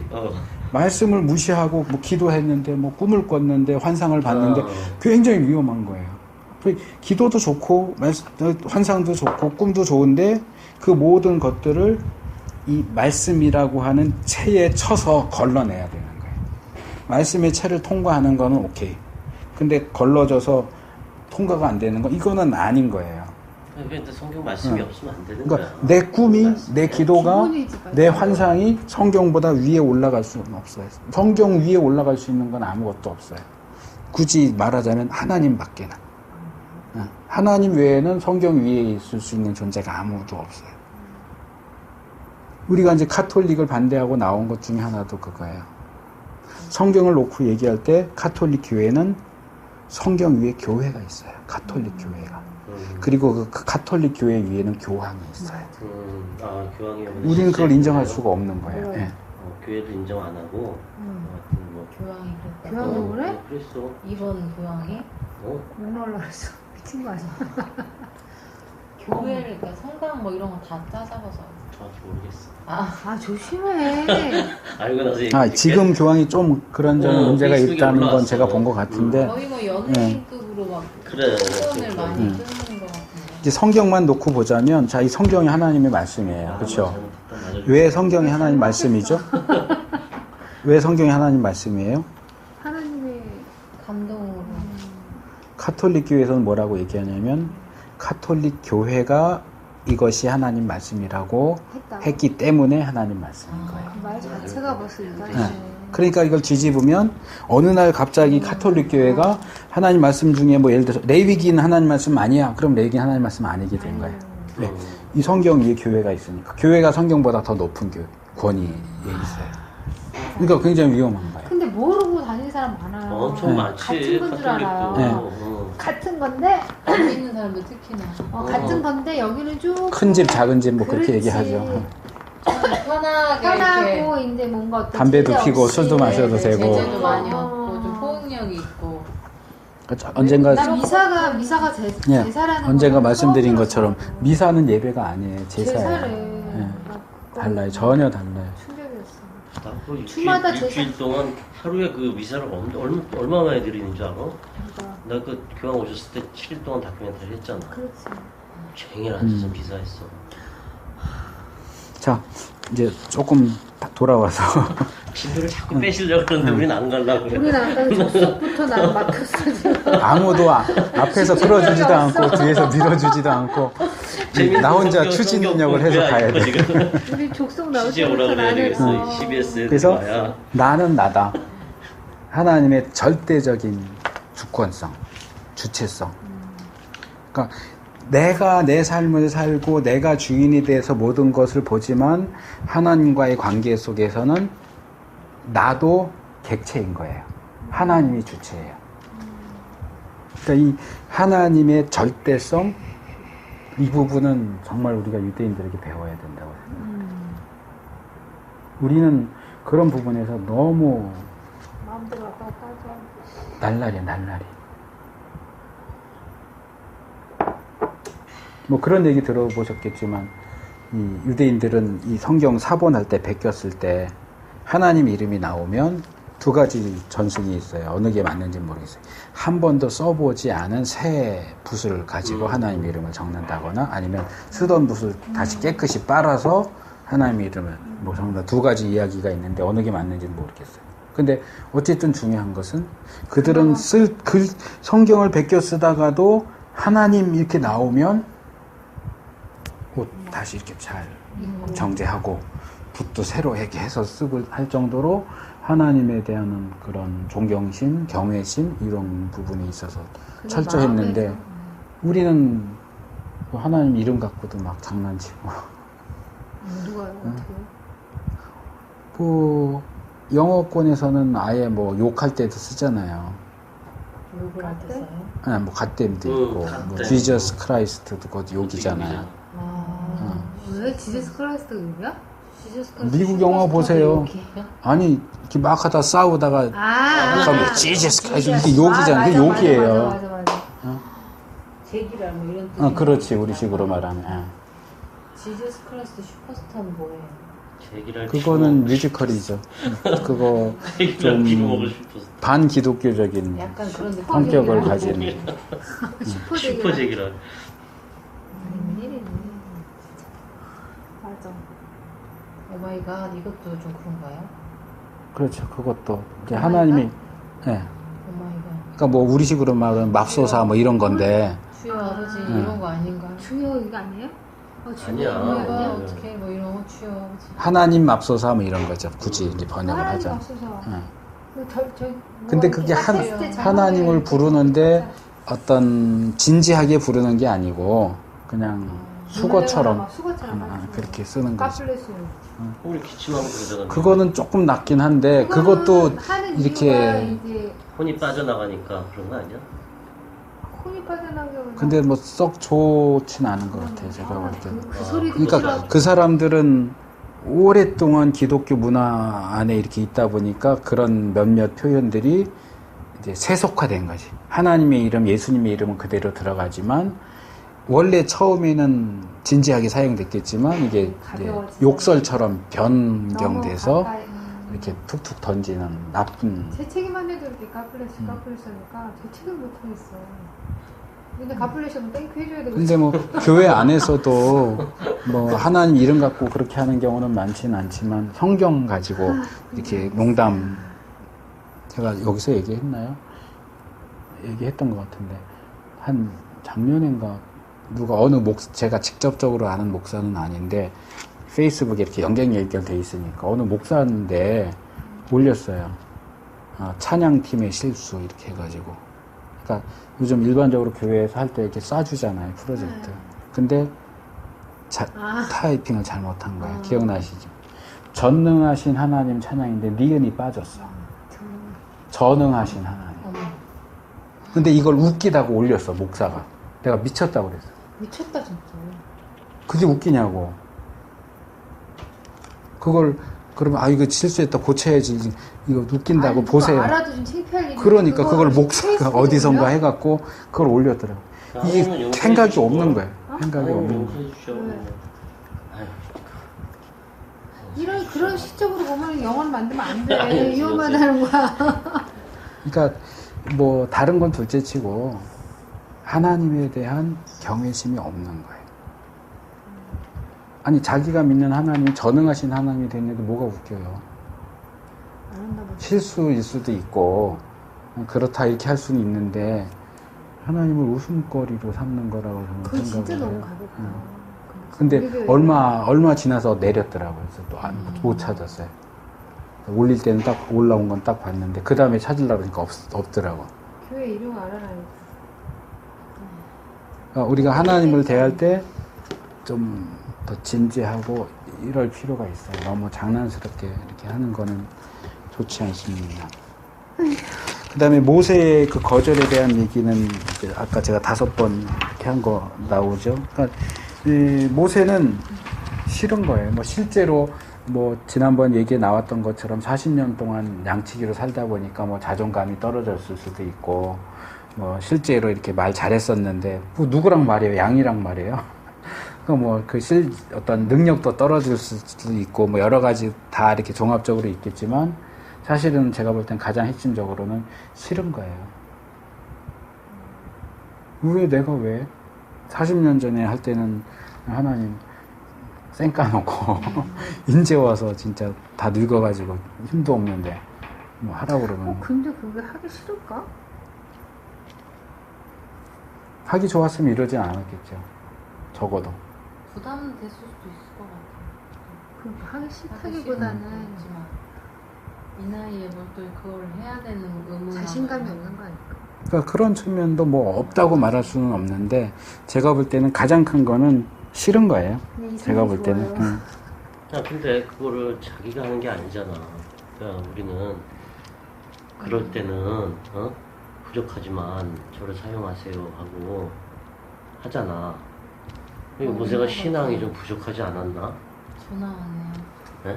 근데 지금 모세가 처음 거절할 때부터 하나님은 계속 내가 너와 함께 한다 이렇게 하는데도 모세의 거절은 뭐야? 나는 계속 이러는 거예요. 나는 뭐도 못하고 나는 뭐도 못하고. 그러니까 아직도 이 관점이 맞아요. 안 바뀌는 거예요. 자기 요즘 거지. 그런 것 같아요. 그래서 어쨌든 그래서 이제 아론을 붙여주시겠다 하는 이야기, 그리고 4장 22절 너는 바로에게 이르기를 여호와의 말씀에 이스라엘은 내 아들 내 장자라. 내가 내게 이르기를 내 아들을 놓아서 나를 섬기게 하라 하여도 내가 놓기를 거절하니 내가 내 아들 내 장자를 죽이리라 하라 하시니라. 이 애굽에 내려진 10가지 재앙 중에 제일 마지막 10번째가 장자를 죽이는 거잖아요. 근데 이 말씀을 보니까 이게 다 하나님 계획 속에 있는 거예요. 처음부터. 가다 보니까 글로 간 게 아니고 지금 모세가 애굽에 가기도 전에 내가 애굽의 모든 장자를 죽이겠다라고 하는 게 벌써 나오잖아요. 그러니까 이미 하나님이 이게 다 플랜이 짜여 있는 거야. 여기서 이미 하나님이 이스라엘을 자신의 아들이고 장자로 인정하시고 바로가 안 보내줄 걸 아셨고 최종적으로 애굽의 장자들을 다 죽인 후에야 놓아줄 거라고 하는 것들을 하나님이 전지하신 하나님이니까 이미 다 알고 계시죠. 물론 알고 계시고 말한다고 해서 문제가 없어지는 건 아니에요.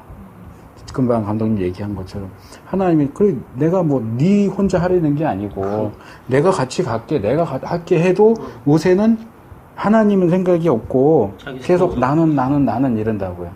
그러니까 실제로 여기서처럼 결국은 애굽의 장제를 다 죽인 다음에 나온다라고 하는 그 모세가 알았어도 가서 계속 부딪힐 때마다 절망하고 낙심하고 하나님과 어떻게 해요? 계속 그래요. 복음서에도 예수님의 제자들 보면 그래요.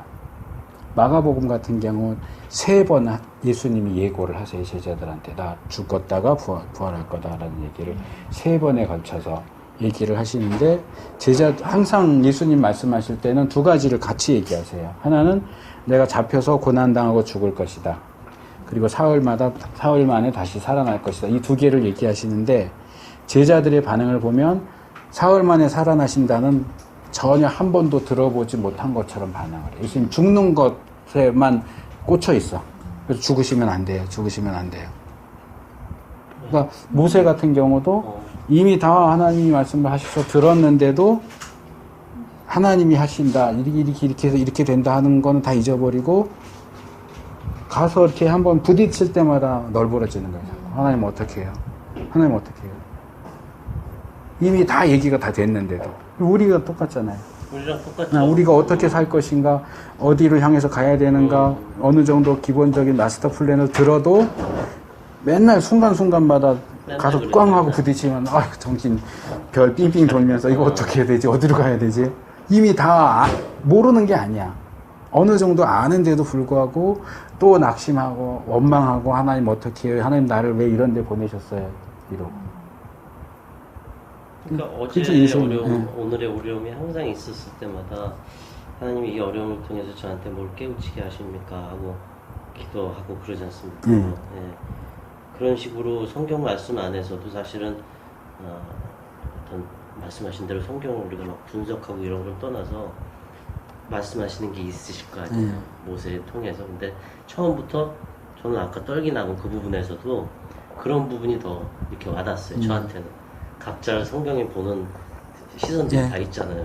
제가 자꾸 못 알아보니까 불 질러버리시고 이거 봐라. 근데도 꼭 내 생각만 하고 이거 꼭 못 믿어서가 아니라 하니까 이게 얼마나 답답하시겠어요. 그런 게 이제 실생활로 들어오니까 이게 성경 읽기가 좋죠. 공부하기가 재밌는 거예요. 이렇게 되면. 자, 여기 4장에서 2개만 더 말씀을 드리는데, 그 다음에 이제 24절부터 26절이 이게 질문 많이 하시는 대목이에요. 4장의 24절부터 26절이요? 이제 모세가 결국에는 이제 하나님의 말씀을 듣고 이제 예스를 해요, 최종적으로. 예스를 하고 18절에 보면 이제 장인한테 가서 하나님이 나한테 이렇게 하셨습니다 하고 20절 보면 아내와 아들들을 나귀에 태우고 애굽으로 이제 돌아가죠. 이제 애굽으로 돌아가는 와중에 24절 보면 여호와께서 길에 숙소에서 모세를 만나서 그를 죽이려 하신지라. 그러니까 지금 하나님 말씀 듣고 순종해서 이제 애굽으로 가는데 갑자기 하나님이 나타나셔서 아마 이제 날이 저물어서 숙소에 이제 묵고 있는데 하나님이 갑자기 나타나셔서 모세 이놈 너 죽어. 그러니까 이게 갑자기 웬일이야, 무슨 일이야. 모세가 특별히 잘못한 것도 없는데 지금 순종하고 있는데 왜 하나님이 죽이려고 하시느냐. 근데 이거 왜요? 이렇게 질문들을 많이 해요. 근데 이어지는 내용을 보면 이게 왜 그런지 나오죠. 자, 죽이려 하시는지라 십보라가 이제 모세의 아내죠.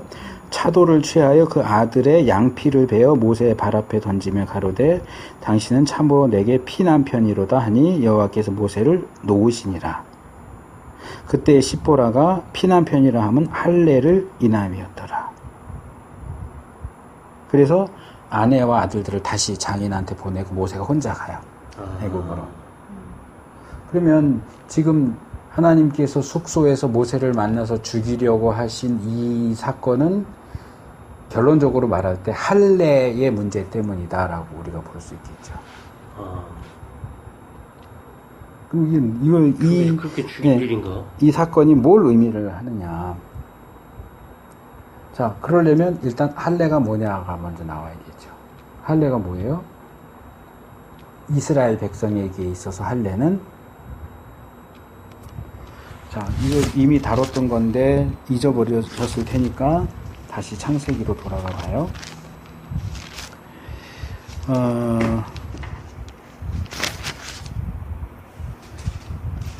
아브라함이 하나님이 약속하셨지만 여전히 이 자손이 태어나지 않아서 이렇게 염려하고 그럴 때 하나님께서 아브라함에게 나타나셔서 약속을 하시면서 할례를 행하라고 명하시죠. 17장, 창세기 17장.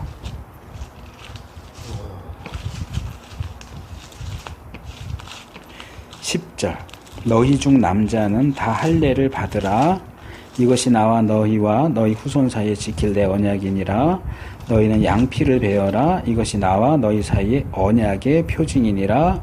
대대로 남자는 집에서 난 자나 혹 너희 자손이 아니요 이방 사람에게서 돈으로 산 자를 물원하고 난 지 8일 만에 할례를 받을 것이라.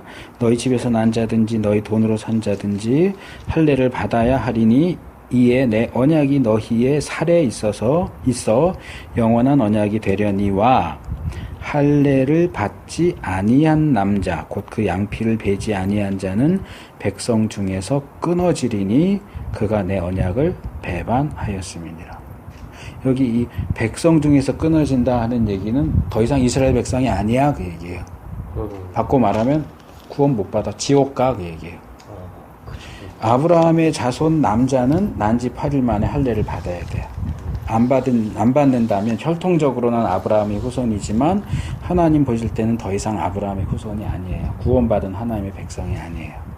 그런데 다시 출애굽기 4장으로 오면 지금 이 사건을 보니까 모세의 아들들이 할례를 받았어요, 안 받았어요? 안 받았죠? 안 받았죠.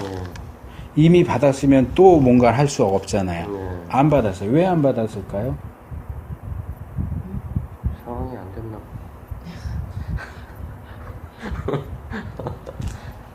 어떤 상황? 이방인 아니죠? 그렇죠. 시바라가 이방인이죠. 그래. 미디안 족속이죠. 그러니까 이제 여기서는 이제 행간을 읽을 수밖에 없는데 이제 네. 추측을 해야 되는데 모세는 유대인이잖아요. 지난번에 말씀드린 대로 이 뭐 젖될 때까지 보통 뭐 2살, 3살 요 정도밖에 엄마 곁에 없었지만 나중에 40세가 돼서도 내 동족은 애굽 사람이 아니고 유대인이다라는 걸 알 정도로 이 유대인으로서의 의식을 분명하게 가지고 있었다고 할 때 이제 나이가 먹었으니까 그런 것도 있을 거고 할례에 대한 부분을 모세가 몰랐으리라고 생각되지는 않아요. 뭐 어려서 배우지는 않았겠지만 이제 유대인이 동족이라는 걸 알고 있는 상황에서는 이런저런 것들을 이제 알고 있었겠죠.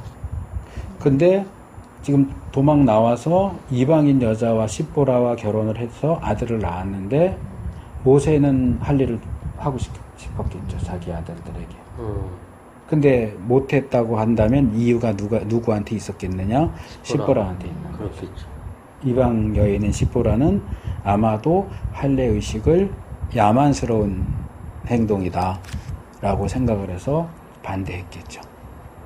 결사적으로 반대했겠죠. 근데요, 그렇다고 여기 죽이려 하시니까 이런 거는 사실은 그렇게 원문에 그렇게 돼 있나요, 진짜? 네. 하나님이 죽이려 하셨다는 게 네. 그만큼 할례가 중요하다는 예. 얘기를 강조하시는 거예요. 예. 자, 조금만 더 들어보세요. 예. 그래서 모세는 아들 둘을 낳았지만 그 아들들에게 아브라함의 후손이라면 당연히 해야만 하는, 안 하면 백성 중에서 끊쳐지니까 네. 결국 내 아들은 더 이상 유대인이 아니야 하는 거하고 똑같단 말이에요. 그럼에도 불구하고 아들들에게 할례 주는 것을 할 수가 없었어요. 그리고 지금 모세는 하나님의 백성을 구원하기 위해서 길을 떠났어요. 그런데 길동무로 삼은 아들 둘은 선택받은 하나님 백성의 지도자가 될 모세의 친아들 둘은 할례를 안 받은 상태야. 이건 비유하자면 뭐냐 하면 우리나라 대통령 선거에 나왔는데 아들이 병역 면제 내지는 그 비리를 해갖고 군대를 안 간 거랑 똑같은 거예요. 자기 아들은 할례를 안 행해놓고 할례를 언약의 표로 삼은 이스라엘의 지도자가 될 수 있겠어요? 안 되겠죠. 말이 안 되죠. 그런 개념보다 외국에서 낳고 왔거나 약간 뭐 이런 느낌. 아니요, 그건 전혀 상관없어요. 네. 외국에서 낳든 어쨌든 유대인이라면 남자아이에게 낳은 지 8일 만에 할례를 주는 것이 필수적인 상황이에요. 시보라랑 결혼하는 것도 원치 않으셨던가요? 그랬을 수도 있죠. 이방인 여자였으니까 네. 그런. 그러니까 아까도 제가 그래서 이스라엘은 종교 공동체고 개방 사회다라는 게 여호와 신앙으로 넘어온다면 전혀 결혼에 문제가 없는데 지금 할례 문제가 걸리는 걸 보니까 십보라는 전적으로 여호와 신앙을 가졌던 여자는 아닌 걸로 보여요. 지금 하나님 전능하신 하나님이 그걸 모르시고 모세를 선택했어요. 그건 아니죠. 그건 아니라 네. 시보라가 이렇게 또 하나님을 순종하고 한치에 우쳐도 얻기 원하시는 것 같아요. 그러니까 결국은 모세가 행동하지 않고 십보라가 행동을 하잖아요. 왜? 아이들에게 할례를 주지 않은 것은 모세가 원인이 아니고 십보라가 원인이에요. 그러니까 자기 스스로 그 문제를 해결하도록 하는데 이 여자가 좋아서 한 게 아니야. 안 하면 남편이 죽게 생겼으니까. 피 남편이라는 건 피 같은 남편이라는 뜻이에요. 아니야. 피를 흘리게 했다는 거죠. 당신 때문에 아이들 이렇게 피 흘리게 당신이, 했어. 예, 우리 아이들을 이렇게 피를 하고 남편을 원망하는 거죠. 원망하는 말이에요? 그러니까 지금 하나님이 일종의 퍼포먼스를 하신 거예요. 네. 실제로 죽이려고 했다기보다는 네. 십보라로 하여금 그 아들들에게 자발적으로 할례를 행하도록 하기 위해서, 그러니까 여기 본문에는 안 나타나 있지만 십보라가 왜 하나님이 모세를 죽이려고 하시는 걸 파악한 거예요. 아, 할례 때문에 그러시는구나. 이 아이들에게 할례를 줘야 되는. 그렇지 않으면 남편이 죽게 생겼구나. 그러니까 싫어도 어쩔 수 없이 이렇게 하면서도 좋아서 한 게 아니기 때문에 그걸 던지면서 당신 때문에 내가 이렇게까지 해야 되냐고 원망하는 말을 하는 거죠. 피남편이다라는 얘기는. 그러니까 모세는 처음부터, 그러니까 이거 지난주에 나왔던 문제 같은데, 이렇게 나이 먹고 이렇게 하면서 하나님이 모세를 구원자로 선택하신 게 아니고, 모세는 처음부터 하나님이 구원자로 주셨어요. 그러니까 모세는 원래부터 구원자가 될 운명이었어요. 그렇게 하나님이 하셨어요. 근데 그랬기 때문에 하나님이 80세 된 모세를 부르셨고, 근데 모세의 주변 정리가 안 돼 있는 거야, 아직. 특별히 아들들이 할례를 안 받았다는 점에 있어서 주변 정리가 안 돼 있으니까 그 주변 정리를 마저 깨끗하게 하기 위해서 하나님이 이 퍼포먼스를 하신 거예요. 성경 안에 이런 퍼포먼스가 많이 있죠. 뭐 보기에 따라서는 많이 있다고 할 수도 있고, 뭐 적지는 않죠. 그럼 깊숙이 안 들어가면 하나님 무섭다. 뭐 이런 얘기가 나오는 거고. 그러니까 배경적인 요소를 모르면 이 표면만 보면 이 죄송한 표현이지만 미쳤나? 왜 자기 말 잘 듣고 지금 애국 가는데 왜 죽이려고 그래? 이렇게 나오겠죠. 그러니까 하나님의 선택된 민족의 지도자가 될 사람이 정작 자기 아들 할례조차 행하지 않은 상태라면 다른 유대인들이 볼 때는 충분히 문제를 삼을 수 있는 그런 부분이 있기 때문에 하나님이 이 문제를 이제 해결을 하시기 위해서 상황을 이렇게 유도를 하셨다고 볼 수 있는 거죠. 그 다음에 이제 마지막 하나 더 말씀을 드리면 27절 이하 이제 모세가 결국 가서 광야에서 아론을 만났어요. 그리고 29절 모세 아론이 가서 이스라엘 자손의 모든 장로를 모으고 아론이 여호와께서 모세에게 명하신 모든 말씀을 전하고 백성 앞에서 이적을 행하니 백성이 믿으며 또 머리 숙여 경배했다. 이 부분이 뭐 어떤 느낌이 들지 모르겠는데 이 앞에서 모세는 계속 자기 핑계도 됐지만 이스라엘 핑계도 됐어요. 그들이 너 보낸 분이 누군데 물으면 뭐라고 대답하냐, 내가 이거 다 해도 그 사람들이 안 믿으면 어떡하냐 그러는데 너무 순순하게 아무도 반대하지 않고 말씀 전하고 이적 행하니까 그냥 그대로 있는 그대로 믿고 경배하죠. 그러니까 이거 보면 물론 이 이제 5장으로 넘어가면 또 상황이 바뀌긴 하지만 모세의 그 거절하면서 든 이유나 이런 것들이 뭐라 그럴까, 모세가 너무 부정적이고 비관적인 어떤 시각을 취하지 않았던가. 그러니까 아마 이 사람도 내가 가서 뭐 우리 조상의 하나님이 보냈는데 그래도 안 믿을 거야. 이런 이적 행해봐야 뭐 안 믿을 거야. 이런 이제 안 될 거야라는 생각이 모세 안에 가득 있는데 실제로 가서 하니까 아무도 거기에 대해서 너 뭔데, 뭐 하나님이 누군데, 아무도 토 안 달고 아멘 하고 경배하는 그런 모습을 보이죠. 그래서 뭐 이 부분에 대해서 따로 언급이 나오지는 않지만, 그러니까 우리가 어떤 일을 할 때 하나님께서 우리에게 명령하시고 해라. 이제 이 말씀은, 약속은 성경에 많이 나와요. 내가 너와 함께 하겠다. 이게 임마누엘이거든요. 내가 너와 함께 하겠다. 이렇게 하실 때 우리는 하나님의 말씀보다 내가 현재 처해 있는 상황, 사람들 이렇게 보면서 안 될 거야 하는 경우들이 굉장히 많단 말이에요. 네. 근데 실제로 부딪히면 전혀 내가 생각했던 것과는 달리 그냥 이렇게 되는 그런 케이스들도 있을 수 있는데 우리는 그냥 안 될 거야. 네. 그런 모습들도 상당히 많이 있다. 불가능하죠, 세상적으로는. 근데 신앙의 눈으로 보니까 가능한 거죠. 근데 이제 결과적으로도 이스라엘 백성들이 그냥 뭐 순순히 오케이 하는 그런 모습들이 있다고. 하나님이 만져주시니까. 그렇지, 하나님 역사하시는 거죠. 원래부터 말씀하셨던 대로 역사하시는데, 이제 거기서 하나님의 그 역사를 제한하는 것이 우리 자신인 거예요. 그러니까 예수님이 이제 공생애를 시작하시고 얼마 안 돼서 고향으로 가셨을 때에 고향 사람들이 예수님을 안 믿는다고요. 우리 같이 뛰어놀던 친구고, 우리 옆집애인데 언제 뭐 무슨 납기 훈련을 따로 받은 것도 아니고, 근데 뭐 굉장히 많이 배운 사람처럼 또 무슨 특별한 능력도 행하고 뭐 그런 데는데, 아유 쟤를 어떻게 믿어? 그러니까 여기 복음서 두 군데가 그 기록을 하면서, 하나는 마태복음이고 하나는 마가인가 누가인지 정확히 기억이 안 나는데 기록 표현이 조금씩 다르게 나와요. 그러니까 한 곳에는 그들이 믿지 않기 때문에 예수님이 능력을 행하실 수 없었다 이렇게 얘기해요.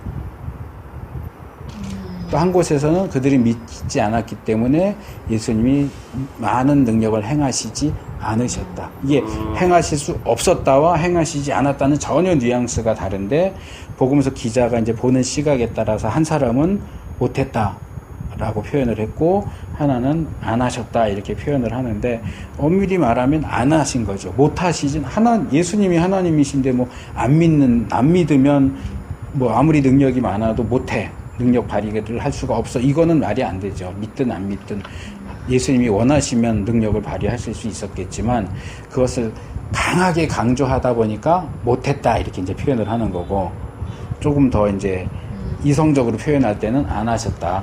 더 하실 수도 있었지만 조금만 하셨다. 이렇게 되는 거죠. 그러니까 하나님이 하실 수 있어도 우리가 안 믿으면 그렇죠. 안 하시는 거예요. 안 하시는 거죠. 능력이 모자라서 못 하시는 게 아니고 안 하세요. 이제 그럴 때 우리가 이제 일반적으로 표현하는 게 믿음의 분량. 네, 맞습니다.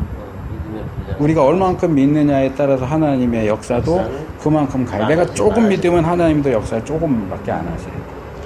내가 많이 믿으면 또, 근데 이 믿음이 아까 제가 말씀 없이 기도하고 꿈 꾸고 뭐 이거 위험하다고 그랬듯이, 그 믿음도 마찬가지예요. 하나님의 약속과 하나님의 말씀에 근거해서 믿어야 되지. 그렇죠. 하나님은 요만큼 얘기했는데 나 혼자 이제 우스갯소리로 말하는 믿습니다 이러면서 이만큼 믿는다고 하나님 이만큼 역사하시진 않아. 그건 나 혼자 믿는 거지. 하나님은 약속 요만큼밖에 안 했는데, 그러니까 요 약속하신 만큼은 믿어야 되는데 대부분은 요만큼도 못 가져. 우리는 아주 요만큼 이제 믿을까 말까, 이러면 믿을까 말까 정도밖에 역사 안 하시는 거예요.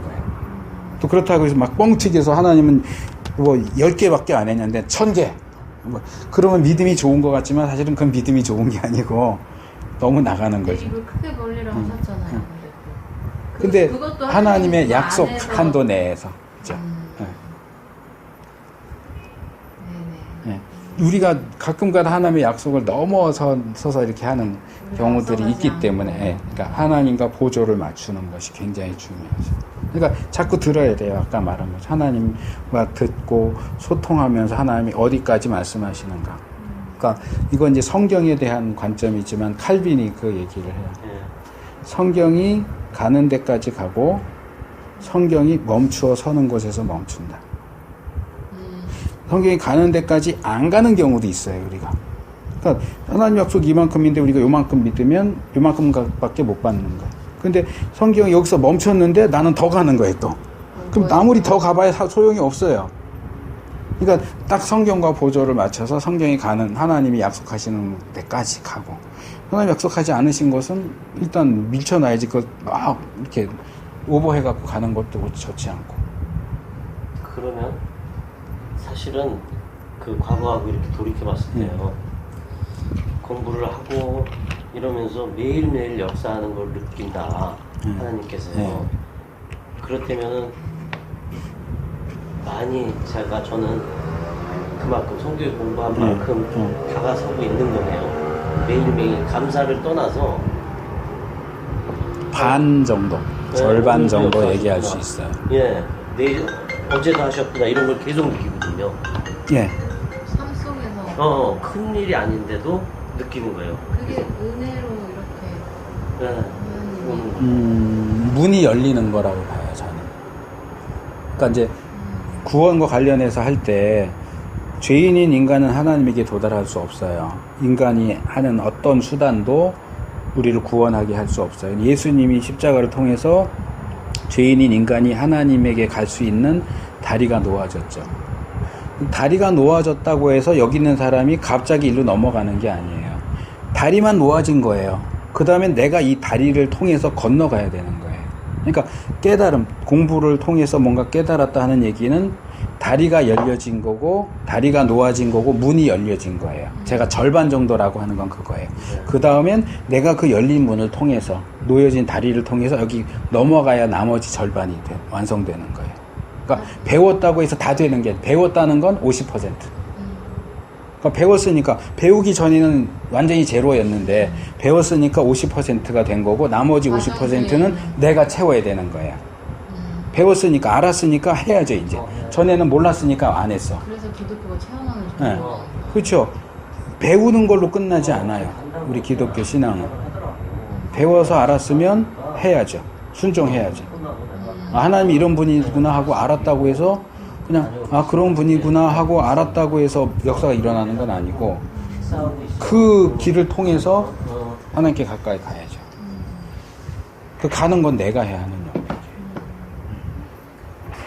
그게 시간이 많아지는 거예요, 갈수록.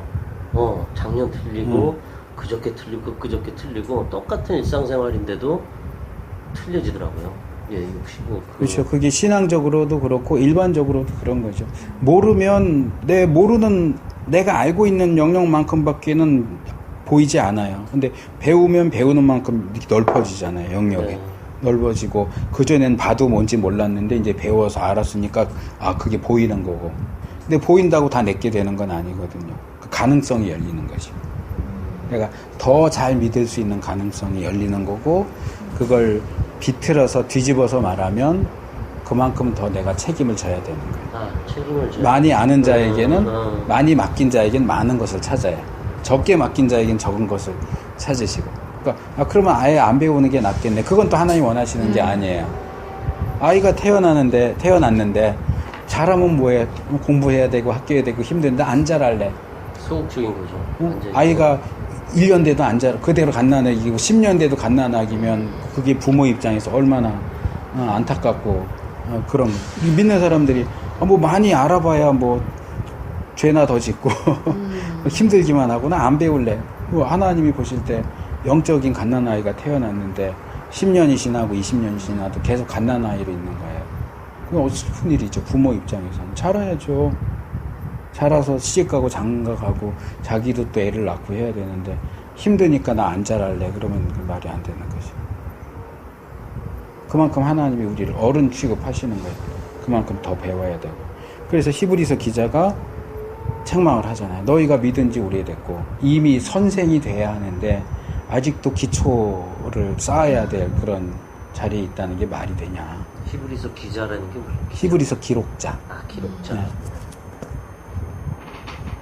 아직도 그러니까 초등학교 1학년 입학했으면 그 다음엔 2학년, 3학년, 4학년, 6학년에서 졸업해야 되는데 얘는 나 1학년 건 이제 다 배웠고 2학년 가면 새로 배워야 되잖아. 그리고 10년째 초등학교 1학년만 계속 하는 거야. 많죠. 그런 경우도. 신앙인들이 얼마나 많아요. 근데 이게 하나님 원하시는 게 아니라는 거예요. 깊이 있게 들어가면서 그만큼 하나님 계획에 더 많이 포함되고 그렇죠. 또 더 많은 하나님도 책임성을 그만큼 또 더 주어지고 힘을 있다니까요. 주시고. 큰 일을 시키실 거고. 그래서 계속 발을 내딛어야 되고 계속 성장해야 되고 계속 변화해야 되는데 많은 교인들이 움직이질 않으려고 그래. 크지를 않으려고 그래. 대다수가 그럴 것 같은데요. 뭐 좀 하자 그러면 그런 거 해본 적 없어요. 대다수가 그럴 것 같아요. 그건 아주 심각한 문제죠.